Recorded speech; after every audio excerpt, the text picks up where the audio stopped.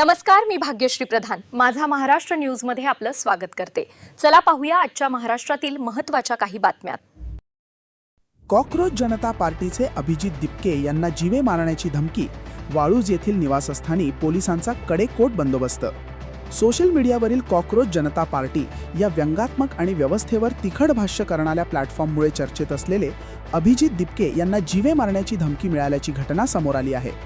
दिपके यांनी धमकीचा स्क्रीनशॉट स्वतः सोशल मीडियावर प्रसिद्ध केल्यानंतर पोलीस प्रशासनाने तातडीने दखल घेऊन वाळूज येथील त्यांच्या निवासस्थानी कडेकोट पोलीस बंदोबस्त तैनात करण्यात आला आहे।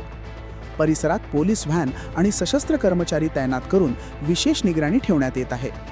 कोणतीही अनुचित घटना घडू नये यासाठी सुरक्षा वाढवण्यात आली आहे। दरम्यान अभिजित दिपके यांच्या कुटुंबियांशी संपर्क होत नसल्याची माहितीही समोर आली असून सुरक्षा कारणास्तव त्यांना सुरक्षित स्थळी हलविण्यात आल्याची शक्यता व्यक्त केली जात आहे।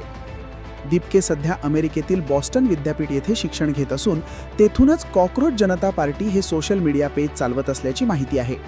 त्यांच्या पोस्टमुळे सोशल मीडियावर मोठी चर्चा सुरू आहे। पोलिसांनी या प्रकरणाची गंभीर दखल घेत तपास सुरू केला असून सुरक्षा व्यवस्था अधिक कडक करण्यात आली आहे। तर या होत्या आजच्या घडीच्या महत्त्वाच्या बातम्या। आपल्या सूचना, प्रतिक्रिया आणि बातम्यासाठी खालील दिल्या नंबर्सवर संपर्क करा।